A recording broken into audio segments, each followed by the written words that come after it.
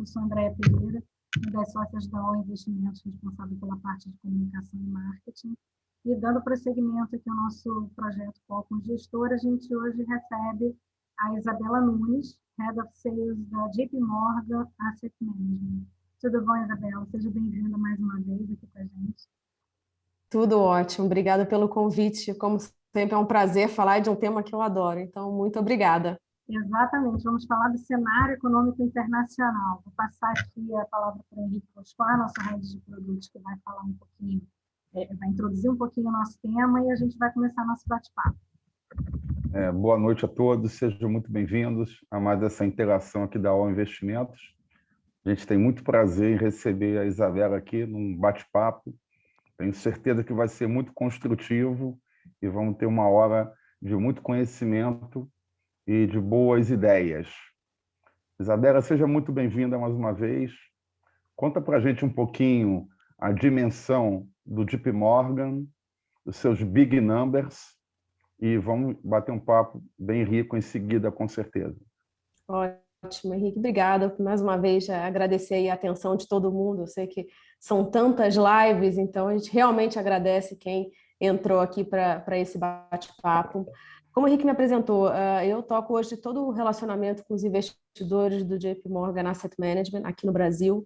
Então, represento aí um dos maiores gestores globais. Hoje são 2,4 trilhões de dólares em investimentos no mundo inteiro, em diversas classes de ativos. E aqui no Brasil que a gente tem uma estrutura robusta, completa. Hoje a gente administra mais de 6 bilhões de reais entre diversos feeder funds, que a gente chama, né? Então, são veículos locais que investem 100% em cotas de um fundo do JP Morgan lá fora. E o nosso trabalho é justamente aproximar o investidor brasileiro, conectar o investidor brasileiro a essas estratégias. E quando a gente fala, o tema investimento no exterior, ele é o tema do momento. Então, sejam os clientes privates, aos fundos de pensão, está todo mundo olhando para essa oportunidade, né? A gente analisa, né, obviamente, na lupa esse segmento, e se a gente pega nos últimos 12 meses, em termos de ativos, né, esses fundos, a indústria cresceu quase aí 200%, 190% nos últimos 12 meses. São mais de 400 mil cotistas aqui no Brasil investindo em fundos de investimento no exterior, e a gente acha que isso é só o começo e isso tende a crescer muito, né? E o JP está bem posicionado no mercado local para ser o principal parceiro do investidor brasileiro. Então, essa é a nossa missão aqui no Brasil. Excelente missão. Vamos começar nosso bate-papo pela geografia, né? Falando um pouquinho dos Estados Unidos. Como é que é a visão do time da JP sobre os primeiros 6 meses do governo Biden? A gente está observando uma economia em recuperação acelerada, expectativa de PIB super elevada para 2021. Como é que vocês estão vendo essas projeções nos Estados Unidos e também pegando um pouquinho de Europa 21 e 22?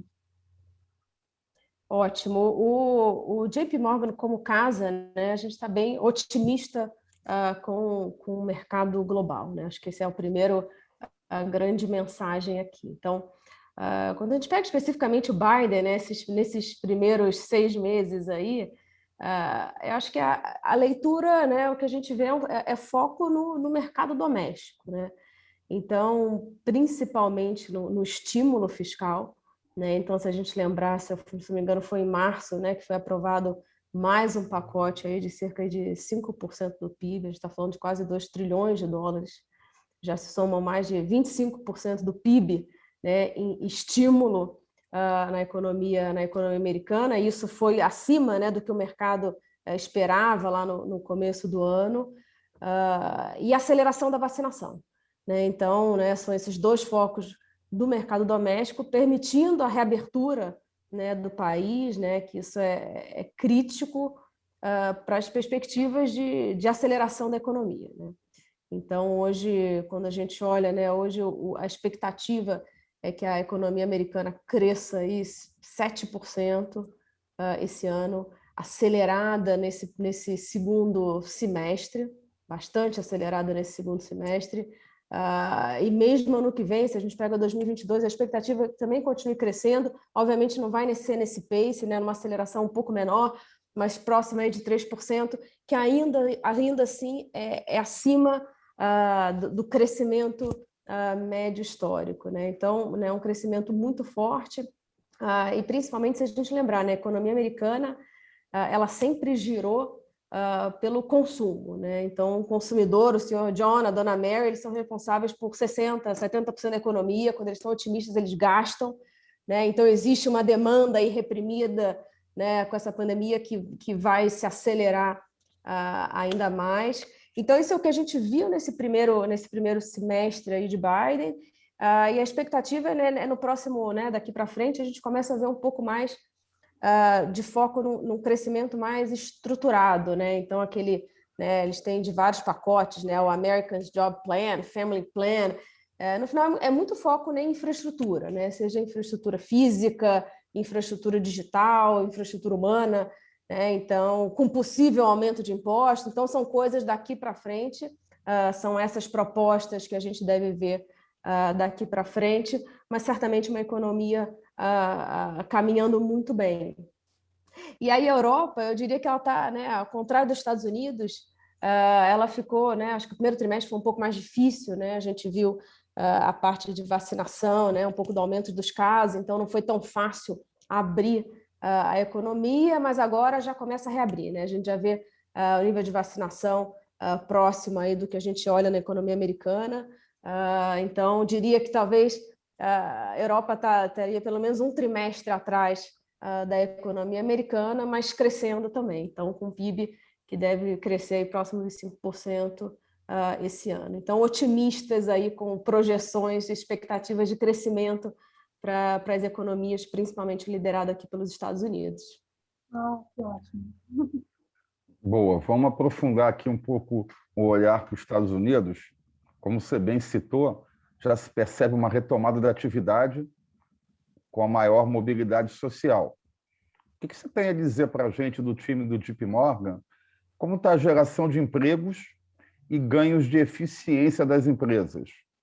Até que ponto a economia continuaria vigorosa com redução dos estímulos monetários? E como estão as questões impactam nos mercados acionários, que estão com cotações no topo histórico? Isso tudo é um movimento sustentável? Então, vamos por partes, né? Se a gente pensar no mercado de trabalho americano, então, desde, né, de tudo que perdeu, né, do pico ao vale, a gente já voltou, a economia americana já voltou 65%. Então, a gente está falando que você tem pelo menos aí 7 milhões de postos de trabalho abertos, né? A procura aí de pessoas. E o que a gente viu nessa essa volta, né, do emprego, a queda do desemprego, ela começou indo bem, deu uma desacelerada nos últimos números que vieram, e o que a gente vê claramente, acho que existe uma demanda forte das companhias, né, para contratar, e está difícil de encontrar essa pessoa. E acho que tem muito debate, né, o que a gente vê do porquê isso está acontecendo. Então, você acaba tendo um pouco de debate político, talvez aí republicanos falando um pouco da questão dos benefícios, né? Então, se a gente pensar, né, todo esse estímulo que foi dado da economia americana, que a gente falou ali, esses diversos pacotes, muita coisa foi de estímulo direto à pessoa física, né? Então, não foi indireto, mas diretamente. Então, assim, alguns argumentam que talvez a quantidade de benefício que muitas pessoas tenham faça com que prefira ficar em casa recebendo esse benefício do que propriamente buscar um emprego, né? Então, acho que existe um pouco desse debate, acho que talvez, né, outros falando que não, existe uma preocupação ainda com a pandemia e, obviamente, famílias ainda se estruturando, né? Porque as escolas não voltaram 100%. Eu digo por mim, né? Eu tenho filhos aqui que ainda estão metade no Zoom e metade no colégio. Então, como é que você se estrutura com isso? Mas, assim, o que está vendo assim, até setembro, esses estímulos vão terminar. né? E provavelmente você vai ver uma retomada melhor até dessa parte mais social enfim, das famílias se reestruturando. Então, a expectativa é que o desemprego, que hoje está próximo aí dos 5,8%, que no final do ano chegue próximo aí dos 4,5%. E aí a gente pergunta, né, o quanto que essa redução dos estímulos pode afetar a economia. A nossa visão é que essa redução vai ser muito lenta. E acho que existe uma ansiedade do mercado, porque se a gente olhar, né, esse chamado taper tantrum, né, então você começar a tirar os estímulos da economia lá em 2013, né, o mercado tomou um susto, né, teve bastante volatilidade e não é o que a gente imagina dessa vez. Então, a gente acha que vai ser lenta e ainda tem muito estímulo que vai continuar, né? Então, assim, a expectativa é que juros só comece a aumentar lá em 2023.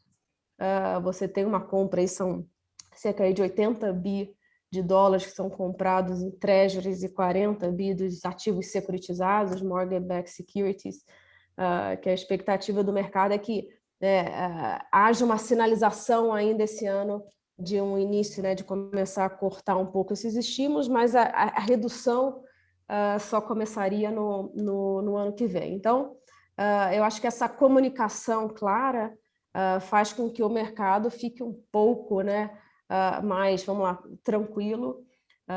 E aí, quando a gente fala de mercados acionários aí, que você comentou, será que é sustentável ou não? A gente acha que sim, né? Acho que talvez agora, né, no ano passado, né, e esse ano a gente viu muita coisa do valuation, né? As expectativas do mercado eram muito boas, e agora acho que o que a gente vai ter que ver é o lucro das companhias, os earnings, que a gente imagina que venha forte. Então, existe aí né, um cenário sustentável para investimentos em renda variável, mas o que a gente vai falar aqui, acho que você tem as especificidades e, né, onde o que entrar e o que fazer, mas de um modo geral, o JP é otimista, né? Vamos lá, é tomador de risco, com cautela, obviamente, cada um dos mandatos, mas tomador de risco no mercado. Perfeito. Perfeito. Um outro tema que a gente tem ouvido muito falar é a inflação, né, nos Estados Unidos. Como é que vocês estão avaliando a condição do Fed em relação à inflação e se existe risco de processo de reflação? Como é que vocês estão vendo isso? Vamos lá, acho que a inflação é um tema super importante, é o risco, né, que a gente vê hoje no mercado, né? Então, você tem uma inflação média de 1,5%, 1,6% lá né, ao longo de 2020. Em novembro ela já estava em 0,9%, aí você pega em abril os números acima de 2,5%, 2,7%, né? Então, realmente existe essa pergunta. O que a gente vê, assim, o Banco Central americano, ele enxerga essa pressão muito mais temporária, né? E a expectativa é que ele seja mais reativo, né? Ou seja, a gente acha, né, a visão do JP Morgan é que a inflação ela deve voltar à meta, né? E acho que depois de tanto tempo com inflação baixa, né, acho que a sinalização do Banco Central foi sempre de ver a inflação acima dos 2% de uma forma estrutural para aí sim aumentar a taxa de juros. Então, você tem inflação e você tem você tem inflação de energia, a inflação dos bens, a inflação de serviço, isso tudo subindo, mas a gente acredita que esse desequilíbrio entre a oferta e a demanda vai começar a normalizar, né? Então, e acho que em normalizando, né, acho que a razão por trás disso é fundamental, é recuperação global, né, né, vindo com força e se traduzindo, que é o que a gente estava falando, né, em crescimento de lucro. Né? E é sempre importante, né, a gente falou também da dívida, né, do tamanho da dívida, de todos os estímulos que já foram feitos. Lembrando, né, o Fed, né, ele é independente, né, então ele não está olhando a dívida, mas ele tem um mandato que é olhar o comportamento da inflação e do mercado de trabalho. São esses os dois grandes pilares que faz com que a gente veja um aumento. E é isso que vem gerando a volatilidade no mercado, né? Ao longo desse ano, essa expectativa, o quanto que a inflação vai subir, o quanto que, né, o mercado americano vai aumentar a taxa de juros, e, obviamente, né, a taxa de juros americana é o CDI global, né? Então, é uma referência que faz com que os investidores no mundo inteiro, enfim, sejam mais ou menos tomadores de risco. Mas a gente não vê, dentro do JP Morgan, o que a gente vê, acho que a inflação, a gente fala, não é um ponto negativo de investimento, mas é importante, né, no momento que a gente vai ter aumento de taxa de juros em algum momento, como posicionar, né, o portfólio dos investidores no mundo inteiro de forma a tomar vantagem de um cenário como esse. Mas a gente, novamente, enxerga isso muito mais, essa inflação muito mais temporária, um efeito base, do que estrutural. Mas é um ponto de atenção. Boa, vamos fazer um giro pela Europa agora. Você já citou, mas aprofunda um pouquinho. Até que ponto o BC europeu, o Banco Central, está atrasado em relação ao Fed, nesse caso, visão juros, mercado de trabalho, né? Como impulsionar a economia de forma integrada, contando com diferenças tão marcantes entre os países do norte europeu e Alemanha, em comparação com as demais nações, especialmente do Mediterrâneo? O que vocês esperam dessa região, considerando a conclusão do Brexit no Reino Unido e as futuras eleições da Alemanha no final do ano? Vamos lá, eu acho que a Europa, acho que é um ponto super importante para a gente pensar aqui, lembrar, né, a união fiscal entre, né, o que você estava comentando, né, os países ricos, né, então, né, os países do norte versus os mais pobres relativamente, né, do sul. Então, essa união fiscal que a gente não via há um bom tempo na Europa, isso trouxe uma credibilidade, né, uma confiança do investidor com a zona do euro muito grande, né? Então, a gente está falando de um pacote dos 750 bilhões de euros que deve começar a ser desembolsado a partir desse segundo semestre. Então, obviamente, isso foi acordado ano passado, né? Se eu não me engano, eu já estou perdendo aqui as datas, e cada país, obviamente, tem que fazer seus planos de gasto, como é que vai fazer isso, e agora que isso está sendo desembolsado. Então, acho que isso é um ponto muito positivo para essa região. E quando a gente fala de Banco Central, é importante a gente lembrar, acho que o Banco Central Europeu ele sempre esteve atrás do Fed, já, sei lá, mais de década, porque você sempre teve uma inflação muito abaixo da meta na Europa. Então, acho que a gente vê um pouco atrás quando a gente olha em políticas versus a economia americana. Mas o que a gente vê é essa combinação de uma vacinação mais estruturada, né, que agora a gente já pode falar que está bem melhor, mais essa política monetária mais expansionista e essa união entre, né, os diversos países na União vai fazer com que o mercado europeu cresça. Então, acho que depois de algum tempo mais não tão otimista com a Europa, hoje a gente fala muito mais, vê essa região com melhores olhos no ponto de vista de investimento também. Perfeito. E falando dos países do Sul, né? Você falou países do Sul e alguns na Ásia. Como é que vocês estão analisando o momento e as expectativas para os países emergentes? A gente forma um grupo amplo, mas muito heterogêneo, né? E queria que você colocasse na sua análise também o boom das commodities e o excesso de liquidez como oportunidade para os países desse segmento. Quando a gente olha, como você comentou, né? Acho que quando a gente olha mercados emergentes, você tem a Ásia e você tem o resto dos mercados emergentes, né? Então, eu acho que existe as oportunidades, quando a gente olha, como investidor global, a gente vê oportunidades de forma estrutural muito mais na Ásia, com diversas teses de investimento que a gente pode conversar aqui, e de uma forma mais tática, como você mesmo falou. Acho que quando você olha, né, né, essa liquidez global, ambiente de taxa de juros baixos no mundo inteiro, mercados emergentes, né, eles tendem a se beneficiar.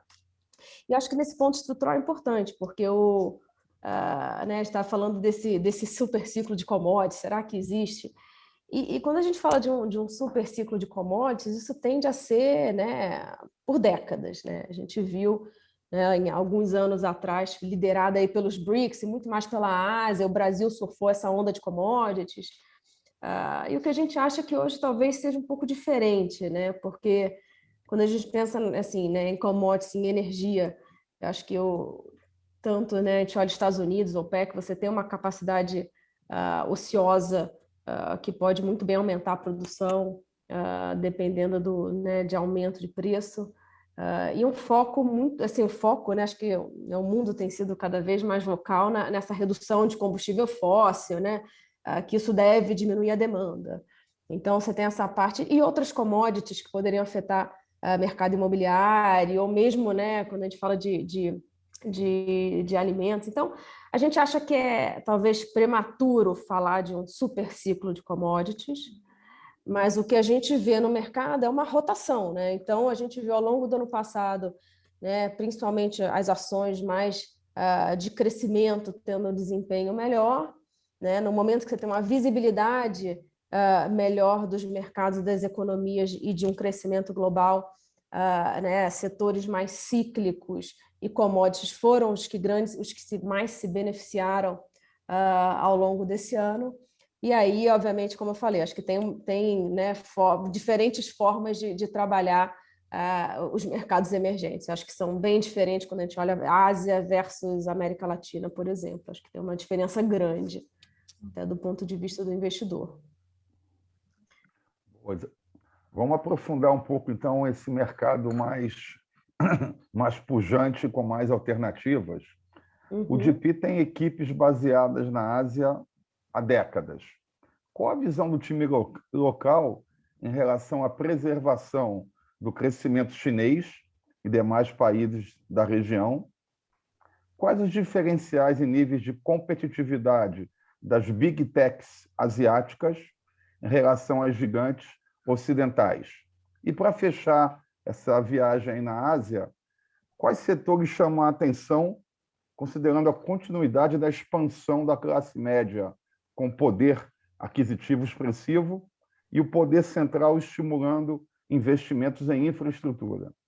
Sintetize isso para a gente, por favor, Isabela. Assim, sintetizando, a Ásia é uma região estratégica para o JP globalmente. Ponto. Então, a gente tem investido cada vez mais, como a gente falou, a gente tem presença lá desde a década de 70, né, e uma equipe robusta localmente, porque quando a gente fala de Ásia, né, você tem costumes diferentes, você tem a língua diferente, né, então você tem muita coisa que funciona lá e não funcionaria aqui, e vice-versa. Então, essa equipe, como você falou, que a gente construiu ao longo do tempo, eu diria que é um dos grandes ativos nossos e um dos grandes diferenciais, né? Então, você tem uma equipe robusta lá. A gente comprou recentemente, foi o primeiro gestor global a comprar uma gestora local na China. Então, realmente, olhando esse mercado na lupa. Se a gente pensar a Ásia hoje, ela tem, vamos lá, ela abriga aí 60% da população global, né? E desses, 18% é China, 18% é Índia. Como você falou, né? A China, ela claramente ela se destaca pelo crescimento da população na classe média, né? Então, a evolução da China nos últimos anos foi imensa. A gente está vendo essa semana a comemoração, né, dos 100 anos do governo. Vai ter assim, bastante coisa para a gente ler sobre China, mas assim, é fato, né? A evolução nos últimos 40 anos foi muito expressiva nesse mercado. E por isso que a gente acha que, estruturalmente, como classe de ativos, é onde a gente acha que tem o maior potencial de crescimento no médio e longo prazo. E aí, quando você pergunta de temas, né, hoje Você acha que assim, você perguntou das big techs asiáticas, claramente, acho que tecnologia é um tema muito forte para a gente, né, nos nossos investimentos. Então, a gente fala todo... Né, e são coisas que já existiam, talvez foram potencializadas com essa pandemia. Então, toda a parte de digitalização, de software, segurança cibernética, eu diria que hoje é um dos grandes temas que a gente fala. A segurança cibernética, acho que é o principal risco no mundo inteiro, né? Então, como você trabalhar isso, como você se defender. Tecnologia, a gente fala dessa indústria de semicondutores, que é o petróleo da próxima década. Então, tudo vai um semicondutor. E como é que, né, as empresas asiáticas, você tem em Taiwan aí as maiores empresas de semicondutores, a China investindo muito forte para cada vez mais ser menos dependente desse ativo. Você tem toda a parte de energia limpa, né? Então, nesse plano aí do governo chinês de fazer o net zero de emissão de carbono exatamente, até 2060, essa parte de energia limpa, de veículos elétricos, de energia solar, isso vai crescer demais. Outro tema importante é a saúde. E aí a gente fala assim, hoje os gastos com percentual do PIB em pesquisa e desenvolvimento, a China é o quarto maior, né, o quarto país a gastar mais em P&D como percentual do PIB. Então você tem Estados Unidos, Japão, Alemanha, e depois vem a China. Então toda a parte de equipamentos médicos, do próprio envelhecimento da população, existe um gap grande de seguro, né, de seguro de vida, que não existe lá de uma forma tão abrangente. Então, saúde como um todo é um tema importante. E, como você falou, né, com esse crescimento, né, do poder aquisitivo da classe média, é o padrão de vida. Então, esse premiumization, como é que a gente fala isso? Né? Você tem um consumo maior de tudo, seja de condimentos, seja de linha branca, seja de turismo dentro da Ásia, né? Então, a gente está falando de, realmente, é muita gente gastando bastante dinheiro.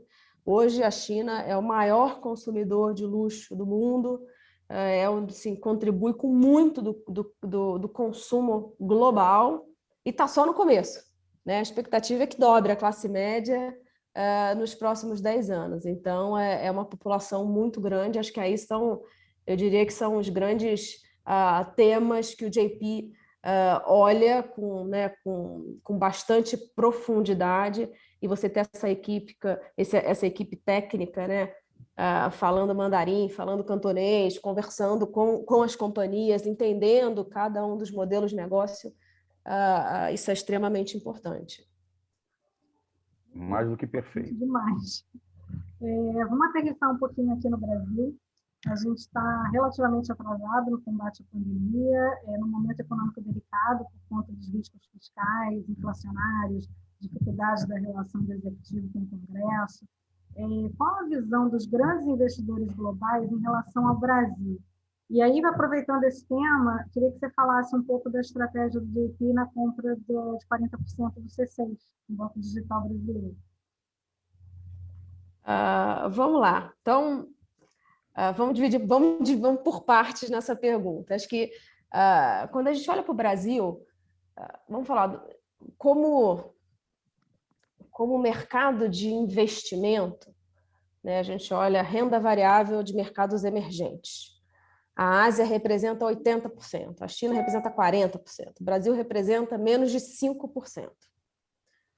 Então, acho que quando o investidor global ele olha os mercados emergentes, o Brasil ele acaba sendo um play muito mais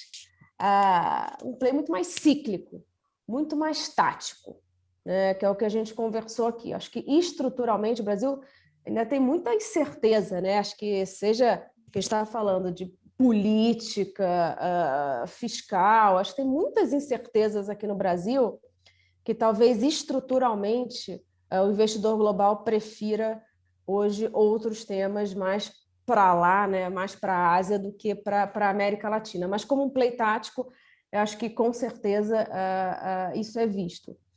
E quando a gente olha para a economia, né, acho que o Brasil, assim, é uma economia, né, tem uma população grande, expressiva, né, com uma boa demografia, com um mercado que está crescendo. E hoje, quando a gente, nos modelos de negócio do JP no mundo inteiro, a gente falou, hoje é um dos maiores, se não o maior gestor global, um dos grandes bancos, uma das maiores instituições financeiras do mundo, com diversas linhas de negócio. Só que o negócio no varejo, né, na pessoa física, o que a gente só sempre tem um chase, né, nos Estados Unidos. Então, não, assim, em outros lugares fora dos Estados Unidos, sempre foi as outras linhas de negócio, sendo asset, seja IB, corretora, mas private, mas pessoa física, o foco sempre foi no chase.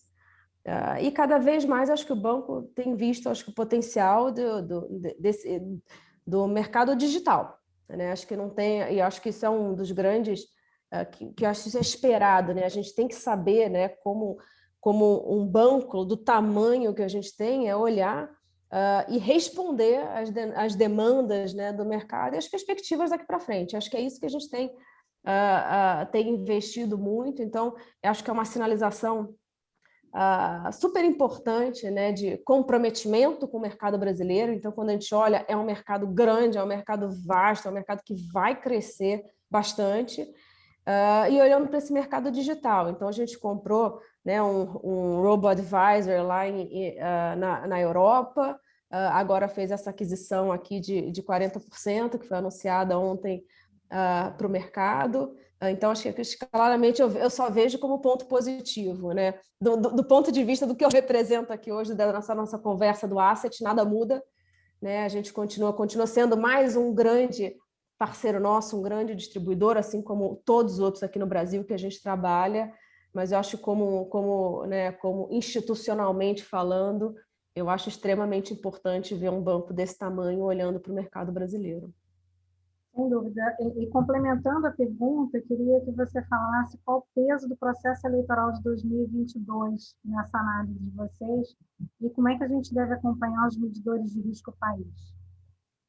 Olha, o CDS a gente viu nessa medida, quando a gente fala de medida de risco, né, como é que o investidor global ele vê, ele já, né, acho que melhorou desde aí do primeiro trimestre desse ano. Então, acho que as perspectivas já estão melhores. Acho que diferente de outros países, né, na economia americana, que talvez o partido, a gente conversou muito, né, ao longo do ano passado, independente do partido, né, a economia muda na margem. Eu acho que aqui acaba gerando muita volatilidade, muita incerteza, e infelizmente, né, a política aqui tem um peso grande na economia. Então, novamente, acho que o investidor global acaba sendo muito tático aqui no Brasil até essas eleições para fazer qualquer investimento mais estrutural de longo prazo. Infelizmente, né, essa é a verdade. Acho que tem um trabalho a ser feito. O mundo está cada vez mais polarizado, isso não é só aqui, é no mundo inteiro. E isso acho que gera mais barulho, ainda mais numa economia como a nossa, que a política acaba influenciando demais na economia. Não tem essa independência que a gente fala do Banco Central americano, é mais difícil da gente ver aqui. Então, acho que acho que esse processo eleitoral, na nossa visão, com certeza, ele acaba, sim, afetando, enfim, um pouco como o investidor global olha para o mercado brasileiro como um universo aí de investimento. Perfeito. E vamos entrar um pouquinho agora, começar a entrar um pouco em estratégia, em visão de portfólio. Quais são os benefícios da diversificação de ativos num portfólio e como as alocações internacionais podem e devem fazer parte de um asset allocation eficiente e dinâmico? E para contextualizar, qual o papel das plataformas de investimento em trazer a proximidade, em trazer um pouco de educação e ampliar os horizontes dos investidores? Por gentileza, Isabela. Bom, vamos lá. Obrigado pela pergunta. Acho que a diversificação é um caminho sem volta, né? Como a gente falou no começo dessa conversa, né? Eu acho que o asset allocation, né? A eficiência do asset allocation, quando a gente olha, é você suavizar os seus retornos, né? Se você tem um retorno mais suave ao longo do tempo, você tende a ficar com a sua alocação proposta e aí, né, você maximiza os seus ganhos daqui para frente, né? Então, eu acho que essa conversa de investimento, como a gente já falou em algumas vezes aqui, nunca foi tão importante, né? O investidor conversar com você e sentar para você realmente fazer um planejamento, né? E acho que olhar o mundo sem fronteiras, né? A gente não precisa se limitar de jeito nenhum ao mercado brasileiro. E quando a gente olha, né, a gente está falando aqui, enfim, já falou dos Estados Unidos, de Ásia, de Europa, assim, você, né, expandir os seus horizontes, você acaba, você traz você consegue acessar, vamos falar, temas, setores, né, que estruturalmente o mercado inteiro vê como potencial de crescimento, que às vezes você não consegue ter aqui 100% no mercado brasileiro. Você tende a ter uma baixa correlação de ativos, ou seja, né, a gente pode fazer diversas análises, né, em momentos que o mercado né, brasileiro caiu muito, você ter uma alocação em ativos globais ajudou a contrabalancear a carteira. E eu falo, né, mesmo em momentos que nem ano passado, onde tudo foi para baixo, né, a correlação foi 1 e todo mundo caiu, a volta é bem diferente, né? Então, a gente vê como foi a volta de mercados desenvolvidos, como foi a volta da economia americana, como foi a volta do mercado brasileiro. Então, eu sempre falo, nós somos brasileiros, receitas e despesas estão aqui no Brasil, mas a gente precisa olhar outras tendências. E eu acho que, né, esse é o grande benefício das plataformas, né? Acho que o mercado brasileiro evoluiu bastante. Então, a gente lançou os primeiros fundos lá em 2013, que a gente trouxe aqui para o Brasil, e hoje você vê as plataformas, né? Hoje a gente olha, enfim, dentro da plataforma da XP, são diversas estratégias diferentes que o investidor brasileiro tem para acessar. Então, de uma forma simples, de uma forma acessível, de uma forma barata, né? Então, a pergunta, eu falo, por que não? Eu não consigo achar um argumento de por que não diversificar. E eu acho que hoje, realmente, a gente consegue trabalhar aqui. O JP, a gente pode conversar aqui, a gente tem assim, diversas estratégias. Então, é renda fixa, renda variável, global, específica de uma região. Então, dá para a gente montar né, você tem uma amplitude aí de investimentos extremamente interessante para não ficar somente aqui no mercado brasileiro, que geralmente o que a gente olha tem uma correlação grande entre os ativos locais. Então, né, você está altamente correlacionado, né? Então, tendem a se movimentar de forma muito parecida. E, obviamente, quando tudo está subindo, excelente. A gente não vai nem ter essa pergunta, essa discussão aqui, mas, né, quando cai, também cai tudo junto, né? E aí acho que acho que não é só. E acho que uma coisa importante também que eu gosto de falar, que a gente fala muito dessa diversificação e de você descorrelacionar a carteira, mas assim, com taxa, né, quando a gente fala, né, nesse novo patamar que a gente tem aqui de investimento no Brasil, é para ganhar dinheiro. Então, eu quero tomar risco em crédito no Brasil ou quero tomar risco com high yield nos Estados Unidos? Né? Aonde que eu quero, né, trabalhar minha carteira? Né? Então, eu não estou abrindo mão de retorno só para, né, diminuir o risco, pelo contrário. Então, realmente, aqui a ideia é realmente maximizar o retorno do investidor brasileiro. Perfeito. Vou até pedir para você entrar um pouquinho mais nesse tema, porque o Brasil sempre foi conhecido como país de juros altos, paraíso dos rentistas, né? E o mundo desenvolvido convive com juros baixos há anos. Como é que é possível gerar resultado competitivo alocando em renda fixa global? E como é que a gente convive com a volatilidade do câmbio, que o brasileiro não está acostumado a isso ainda? É interessante, né? Porque, como a gente falou, a gente sempre foi rentista, o brasileiro é rentista, curto prazista, né? Avesso à volatilidade, crédito na curva.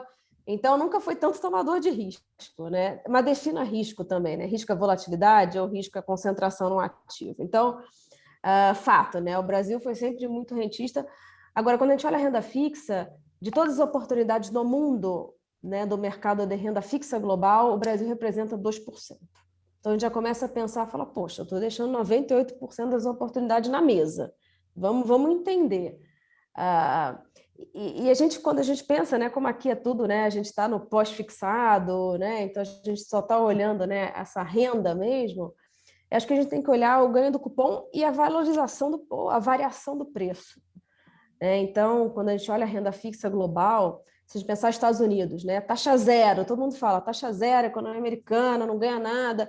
Se a gente pensar renda fixa de alta qualidade nos Estados Unidos, no ano passado, você ganhou mais ou menos 7%.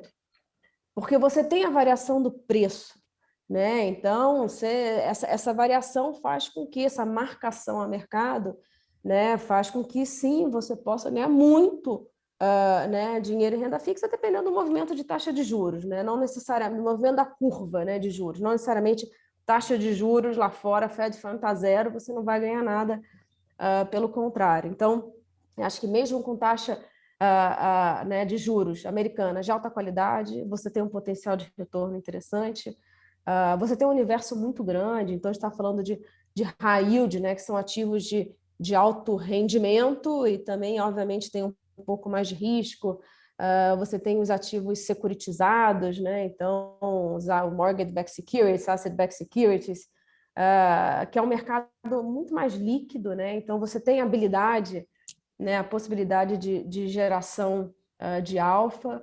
Então, assim, é possível a gente olhar para o mercado global de renda fixa também. E aí, quando a gente fala do câmbio, né, que você comentou, André, acho que realmente a gente tem que entender que individualmente o câmbio ele é um ativo volátil. Mas na composição do seu portfólio, talvez ele ajude a baixar a volatilidade, porque ele tende a ter uma correlação mais baixa, por exemplo, com bolsa local. Então, muitas vezes, algumas vezes, quando a bolsa cai, o dólar sobe. Isso não é sempre uma correlação, né? Assim, não é sempre que isso acontece, mas muitas vezes, né, o que a gente vê traz uma correlação negativa que ajuda na composição do portfólio como um todo. Então, eu acho que né, o câmbio, acho que todo mundo fala, né, assim, quantas vezes, né, que né, o câmbio está 5, aí o pessoal quer esperar 4,90 para investir, aí dá 5,15 e todo mundo investe. Então, somos emocionais, não somos racionais. Fazer timing de câmbio é muito difícil, muito difícil. Então, acho que na nossa visão, todo mundo deveria ter uma alocação em moeda forte. Aí acho que é muito de perfil de cada um dos investidores, porque direto ou indiretamente a gente acaba tendo alguma despesa atrelada. Então, a gente tem que olhar dessa forma, pensar no longo prazo e lembrar que investimento no exterior, você também pode fazer, como a gente tem aqui no Brasil, fundos redeados para reais, ou seja, o que eu quero buscar talvez seja só a valorização, né, do ativo de renda fixa lá fora, independente do câmbio. Porque a gente sabe que quando o investidor está olhando para a renda fixa, por exemplo, o mindset, a cabeça é de um ativo com menos volatilidade, né? E quando você coloca um câmbio, ele realmente vai distorcer muito. Então, existe a possibilidade, né? A gente consegue trazer para o investidor brasileiro estratégias redeadas e não redeadas, e aí essa conversa de câmbio fica uma conversa muito, muito individual, que no longo prazo não deveria ser o grande vetor, né, de alocação no longo prazo, né, nesse seu asset allocation, ele deveria fazer uma composição, e no curto prazo a gente sabe que se ficar olhando o dia a dia é difícil. Estamos totalmente alinhados e você citou vários mantras aqui da UOL. Deixa eu trazer um tema. Diversificação. E mais um pouquinho. E descorrelação. Deixa eu trazer um tema aqui que ele é muito presente na maior parte das nossas interações com investidores, que são aquelas letrinhas mágicas, né? ESG. como o JP Morgan incorpora tais teses nos seus portfólios? O que a tecnologia 5G e a internet das coisas pode contribuir para a sustentabilidade? E como vocês avaliam a questão ESG, especificamente nos mercados emergentes, já que a gente tem um produto com essas características? Por gentileza. ESG como a gente falou, o mercado tem sido cada vez mais vocal nessas letras. Acho que o que a gente acredita é que realmente os fatores eles vão afetar cada vez mais a capacidade das companhias de gerar retorno, né, no longo prazo. E hoje o que a gente tem dentro do JP é 100% da nossa plataforma integrada a essa abordagem, a esses fatores. Então, a gente se comprometeu com os investidores há anos atrás. Então, hoje, dos 2,4 trilhões de dólares que a gente administra, essa abordagem ela é considerada. Então, a gente inclui, quando a gente fala que ela é integrada, o que a gente faz, a gente inclui de forma sistemática, né, todos os fatores que são financeiramente relevantes no que diz respeito à parte ambiental, a parte social e a parte de governança na análise das companhias, né, e enfim, nos nossos investimentos. E o que a gente trouxe aqui para o Brasil recentemente, que eu acho que essa análise está presente em todos os, enfim, as nossas estratégias. E o que a gente tem é algumas, né, porque você pode, né, você tem diversas abordagens aqui. Você pode olhar de uma forma integrada, você pode fazer exclusões, né, uma gestão mais de impacto. E quando a gente fala de mercados emergentes, na estratégia que a gente trouxe, que leva esse carimbo ESG, o que a gente exclui são, né, setores, assim, setores que, enfim, já saem por conceito. Então, combustíveis fósseis, empresa ligada a combustíveis fósseis, tabaco, enfim, jogos, todos esses temas mais, vamos lá, proibidos aí quando a gente fala dessa temática. E acho que cada vez mais o que a gente tem acho que o mercado, né, ele muito exigiu, né, ou demandou do JP Morgan para entender qual que era a nossa visão, como é que a gente se posicionava, né? Porque cada vez mais a gente tem que olhar para frente. Não adianta olhar uma empresa, né, para trás o que ela fez, né? Mas das nossas análises, como é que daqui para frente ela está se comportando e se posicionando. Então, esse forward-looking é extremamente importante. Então, a gente tem, né, um modelo proprietário de score, né, de avaliar as companhias. Então, quando a gente pega um fundo como esse de mercados emergentes, a gente exclui aquelas companhias que são, né, ranqueadas 5, né? Então, aquelas que têm o pior ranking dentro da nossa análise. E quando a gente fala de mercados emergentes, e principalmente na China, é super importante, é difícil, né? Assim, você precisa estar localmente, acho que não dá para, né? Acho que a gente se sente muito mais confortável com a nossa análise do que necessariamente de terceiros, por ter essa gestão local, por conhecer exatamente, não ter, né, tradução de nada, de você entender a língua, porque é muito mais difícil, né, esse nível de transparência em alguns mercados emergentes, e China, acho que eu diria que é o principal, né? Na dificuldade que a gente tem aqui, a China, eu diria que é o principal, mas a gente faz isso, enfim, com bastante foco. E esse é o fundo que a gente trouxe aqui, né? O fundo ESG é um fundo de emerging markets, ações de mercados emergentes que tem esse carimbo, que tem essas exclusões. Perfeito. Ainda falando de estratégias, quais os benefícios da estratégia Income? O que ela agrega de valor nas carteiras? Como é que ela se diferencia das alocações dos fundos globais macro com ênfase em renda variável? E qual o grau de correlação com os fundos multimercado local? Quando a gente fala dessas estratégias income, né, de geração de renda, acho que o grande objetivo aqui, a gente fala desse reinvestimento desse fluxo. Então, assim, como exemplo, né, o que a gente trouxe para cá para o Brasil já há alguns anos é o Global Income. O Global Income, ele é uma estratégia entre, né, os investidores no mundo inteiro do JP, são aí 50 bilhões de dólares somente nessa estratégia. que é um fundo que vai buscar essa renda não só no mercado de renda fixa, mas em ações que são pagadoras de dividendo. Então, a gente combina essa alocação, né, numa estratégia mais balanceada, que investe em ações e renda fixa, que tem esse dividendo recorrente que a gente reinveste.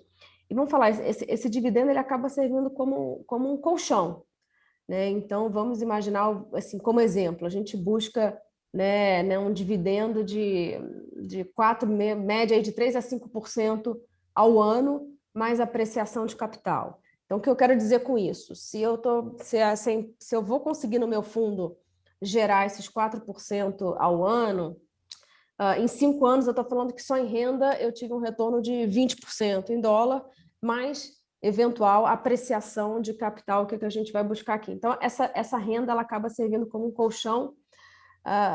E por que a gente tem hoje 50 bi? Né? Acho que quem investe nesse fundo, o que a gente vê são os grandes investidores globais que olham uma estratégia como essa, como alocação core, né? O coração da alocação, porque eu estou com um nível de diversificação no mundo inteiro, seja em regiões, em setores, em classes de ativos. E aí você usa isso como coração da carteira e vai fazer alguma alocação mais específica. Quero mercados emergentes, quero Ásia, quero China. Você pode buscar uma alocação um pouco mais específica. E a beleza, acho que você tem, né? Você tem uma correlação baixíssima, né, com os ativos locais, então a gente nem tem o Brasil aí nessa carteira, né, pelo contrário. E diferente de fundos multimercados, que são outras dinâmicas. A gente também tem, né, o fundo Global Macro Opportunities, que é um fundo, né, eu falo, o gestor não está na Faria Lima, ele está em Londres, Nova York, Hong Kong, olhando o mundo inteiro, onde estão as oportunidades, né, em todas as classes de ativos. Então, somos tomadores de risco, vamos investir em mercado de renda variável, vamos investir em ações americanas, vamos investir em ações mais cíclicas. Enfim, você consegue navegar com flexibilidade nos mercados. Então, eu acho que quando a gente trouxe as estratégias aqui, depois eu faço uma provocação para quem não conhecer alguma delas, realmente entrar em contato com o time da AOL para conhecer um pouco mais. São estratégias muito distintas que se complementam. E aí a conversa é muito no pessoal, o que faz mais sentido na alocação como um todo. O Global Income, por exemplo, ele é um fundo redeado para reais, ou seja, eu estou olhando só a variação do ativo lá fora. O Global Macro já tem a versão redeada e dolarizada, e aí serve aí para todos os sabores. Bom, Isabela, a gente está caminhando aqui para quase 1 hora de live. A minha partner aqui já está me puxando minhas orelhas aqui no nosso bate-papo. E vou te fazer uma última pergunta, que eu acho que não podia faltar. Acho que a gente vai fechar com chave de ouro essa nossa interação. Vocês têm, junto aqui a gente, carteiras dedicadas ao mercado mundo-China e Ásia como um todo. Então, conta para a gente um pouquinho os principais diferenciais da carteira dedicada a ações chinesas e a carteira de crescimento Ásia, que está tendo cota 1, se não me engano, amanhã. Elas são complementares e devem ser implementadas de maneira integrada. E como é que fica essa exposição ótima ao crescimento e dinamismo do mundo Ásia? Por favor.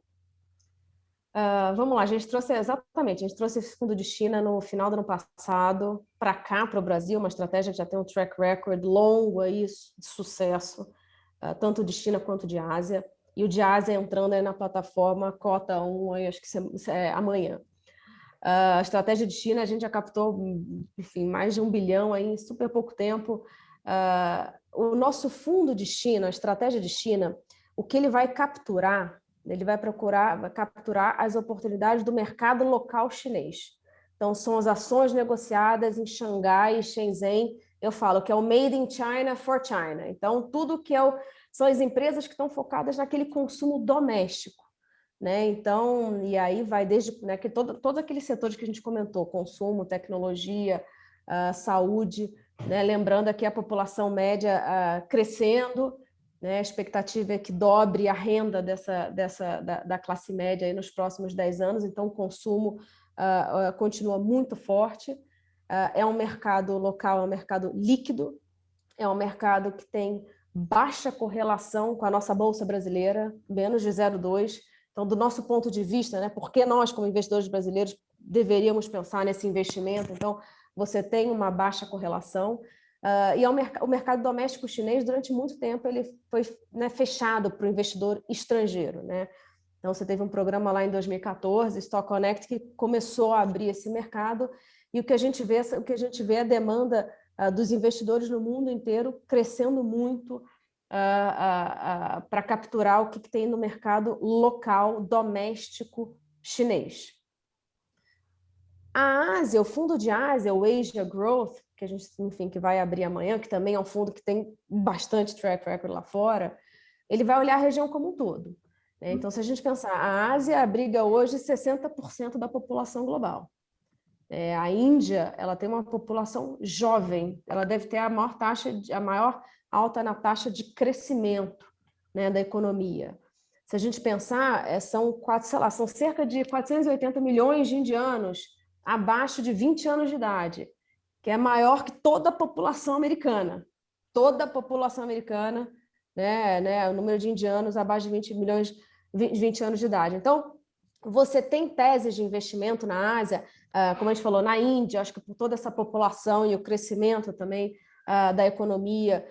Quando você está falando em Ásia, você acaba capturando também algumas teses no norte da Ásia, que a gente falou, Taiwan, Coreia, que são líderes aí em componentes e semicondutores, são os grandes líderes aí nesse mercado. Você tem toda a parte asiâtica, então a parte sudeste, Indonésia, Vietnã, que acaba se beneficiando dessa diversidade na produção, quando a gente pensa do investidor global, tentando diversificar a produção não só na China, e você acessa a China, né, o que tem no mercado de Hong Kong, que são as Big Techs. Então, no frigir dos ovos, quando a gente olha e faz uma comparação de ambas as estratégias, hoje, né, isso obviamente é dinâmico, mas hoje a gente tem um overlap aí de 8 companhias. Então, cerca de 10% do fundo é um overlap de companhias. Então, o que a gente não tem como negar, você tem, né, o beta, o que eu quero dizer, né, quando a gente olha para a Ásia, China, né, tá tudo mais ou menos no mesmo movimento, né, e aí você tem as teses distintas das companhias, o que cada uma quer capturar. Então, assim, para quem já tem o fundo de China, você colocar um fundo de Ásia, você vai estar complementando com outras grandes companhias na carteira. Para quem não tem, assim, com certeza eu faço essa provocação para conhecer mais esse mercado, que é onde a gente acha que tem o maior potencial estrutural de crescimento, enfim, nessa próxima década. Perfeito, Isabela. Como o Henrique falou, a gente já chegou aqui em 1 hora de live. Queria te agradecer muito a presença. E normalmente a gente termina as nossas lives pedindo para o convidado deixar um recado, uma mensagem, alguma coisa que você queira deixar gravado na mente de quem está assistindo a gente. Assim, o que eu queria deixar gravado, acho assim, hoje o investidor brasileiro tem uma gama enorme de oportunidades. Como a gente falou, o JP Morgan hoje tem 5 diferentes estratégias na plataforma da XP, desde renda fixa, ações, com ou sem exposição à variação cambial. Então, não tem por que o investidor brasileiro se limitar ao Brasil quando ele representa 1% das oportunidades do mundo inteiro. Então, existe um mar de oportunidades aí, com acesso simples, imediato, e com a gestão aqui por trás do maior gestor global para fazer essa parceria com vocês. Então, o que a gente quer ser realmente é o maior parceiro do investidor brasileiro nesse mercado global. Então, novamente, agradecer a parceria e se colocar à disposição, né? Cada vez mais é um mercado novo que a gente precisa de informação, de conhecimento, de como vai, né, como o nosso portfólio vai atravessar, enfim, todos esses diferentes cenários. Então, não deixem de olhar. Acho que, assim, já deveria, para quem não olhou, já deveria ter olhado o que são as oportunidades no mercado global. E aí, contem com o JP Morgan. Super obrigada. Muito obrigada mesmo, Dani. Henrique, passar a palavra aqui para o Henrique, que vai fazer um breve encerramento para a gente desejar boa noite para o pessoal. Bom, depois dessa aula aqui, desse bate-papo tão produtivo, fica até difícil, mas vamos tentar. Quero agradecer muito, mas muito mesmo a Isabela, ao time todo do JP Morgan, sempre parceiro da gente, aos clientes, assessores, a minha partner aqui, dona do relógio. E a gente tem uma convicção, né? Que a diversificação de estratégias, moedas, geografias, teses, é um dos componentes de sucesso para uma jornada de investimento de médio e longo prazo. Com todo o planejamento e definição de políticas de investimentos adequadas. A gente tem parceria e proximidade com as melhores equipes de gestores, locais e internacionais. E, gente, gestão de investimentos é um negócio de pessoas. Pessoas brilhantes conseguem obter resultados diferenciados. E tudo que vocês ouviram aqui, a gente conhece muito, a gente aprofunda, a gente estuda para fazer um trabalho de alfaiate para cada investidor, famílias e empresas. Então, o time da OL, a gente tem uma certeza. A gente tem dedicação, paixão e empenho. Estamos prontos para fazer com cada família um planejamento inteligente, diversificado, descorrelacionado, com apoios de times, como o do JP Morgan, que a Isabela tão bem representou aqui. Então é isso. Contem com a OL, contem com todo o nosso time, com nossos parceiros, e vamos fazer sempre uma revisão com paciência, com disciplina e com racionalidade. Uma boa noite a todos. Até semana que vem. E não deixe de acompanhar a OL nas redes sociais. A gente está com um Telegram bombando, YouTube. Contem com a gente. Uma boa noite a todos. Isabela, boa noite. Um beijo. Boa noite, Isabela. Boa noite para todos os clientes. Andréia, até a próxima. Boa noite. Obrigada, boa noite. Tchau.